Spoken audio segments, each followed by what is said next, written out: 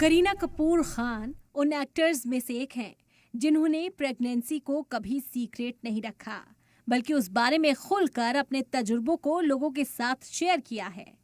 बॉलीवुड की बेबो ने प्रेगनेंसी के अपने तजुर्बे को एक किताब में भी संजोया है, लेकिन 3 साल बाद उनकी किताब तनाज़े में फंस गई है। अपना मदरहुड एंजॉय कर रही करीना ने अपनी किताब Kareena Kapoor Khan pregnancy bible the ultimate manual for moms to be अगस्त 2021 में जारी की थी।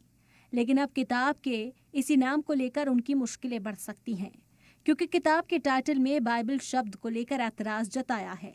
करीना कपूर खान जो बॉलीवुड की अदाकारा हैं, उन्होंने एक किताब लॉन्च की थी जिसका नाम उन्होंने करीना कपूर खान प्रेगनेंसी बाइबल रखा था।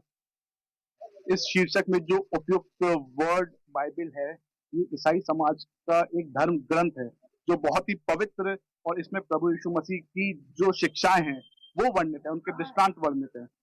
करीना की किताब के नाम जिसमें बाइबल लफ्ज का इस्तेमाल किया गया है, उसे लेकर ऐतराज है। इल्जाम है कि पाक लफ्ज बाइबल के इस्तेमाल मखसूस कम्युनिटी के इमोशंस को ठेस पहुंचाता है। इस तरह के नाम का इस्तेमाल करना गलत है। इस किताब को बैन किया जाए। मध्य प्रदेश के रहने वाले क्रिस्टोफर ने मध्य प्रदेश हाई कोर्ट में अर्जी लगाई, जिसके बाद मध्य प्रदेश हाई कोर्ट ने करीना कपूर को नोटिस भेजा है। इसमें किताब लिखने वाले अदिति शाह भिंजियानी का नाम भी शामिल है। साथ ही इस किताब को ऑनलाइन बेचने वाली कंपनियों को भी पार्टी बनाया गया है और सबको नोटिस भेजकर जवाब मांगा है। मामले की अगली समाअत 1 जुलाई को होगी। समाज में काफी रोष व्याप्त था।